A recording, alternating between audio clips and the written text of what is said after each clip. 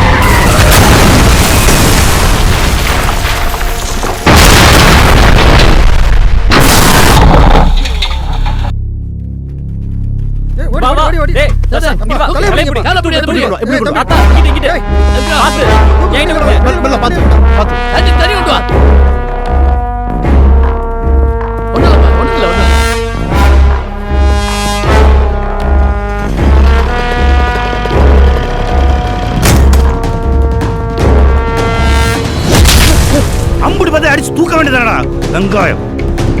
நீங்க சொன்ன மாதிரி ஒரே அடியா தூக்கிலாம்னு தானே வந்தேன்.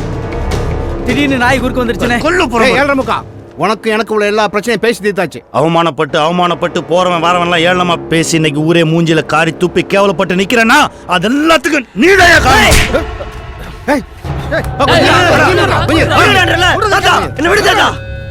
வேண்டாண்டா ஓடி போயிரு. எது ஓடுறதா? உங்க எல்லாத்தையும் சல்லி சல்லியா வெட்டி இந்த ஆத்துல புதைச்சு தவசம் பண்ணிட்டு தான் போவேன். டேய் வேண்டாண்டா. என்ன செய்வ? என் பேரனை அடிதடியில் இறங்க வேணான்னு சொல்லியிருக்கேன். அடி வாங்கிட்டு நிக்க சொல்லல.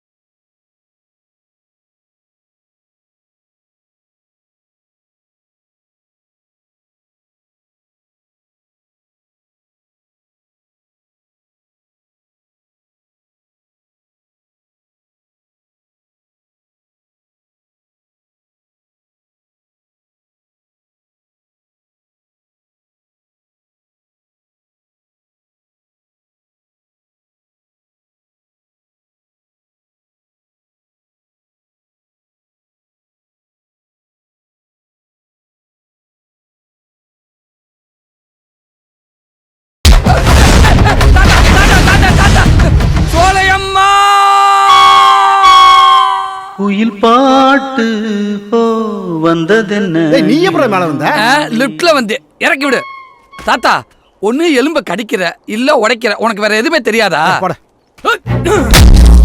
நான் அடிச்சா மூக்கு முடி புடுங்கி போகுமாடா, நான் மிதிச்சா மூட்டெலும்பு நொறுங்கி வீங்குமாடா.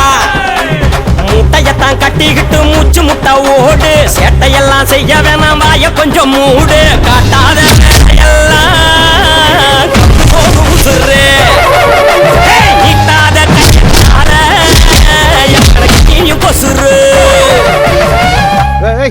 போது விட்றா. ஏய் அடிக்க தெரியாமல்ல, அடிக்க கூடாதுன்ட்டு தான் இருக்கோம். எங்க உடம்புல ஒரு ரத்தத்துல ஏதோ ஒரு சொட்டுல இன்னமும் காட்டு மிராண்டித்தனம் ஊறிக்கிட்டு தாண்டா இருக்கு. அதை உசுப்பி விட்டு போயிடாத.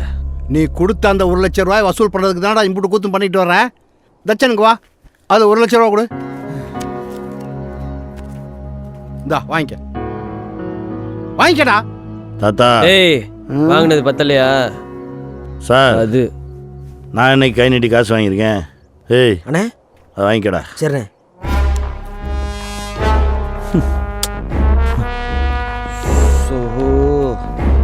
ஏய் சின்னவனே சொல்றா பெரியவனே. எப்போ வயசுல மூத்தவனை கை நீட்டி அடிச்சியோ அப்பவே எல்லாம் முடிஞ்சுடா. அப்ப கிளம்புடா. கிளம்பிட்டேன்டா. போடா. அண்ணே ஒய்யால போட்டல காசை கொடுத்து விட்டாங்கல்ல, நம்மகிட்ட எல்லாம் முடியுமாண்ணே? நம்ம பசங்க பாஞ்சில் அடிச்சாங்க.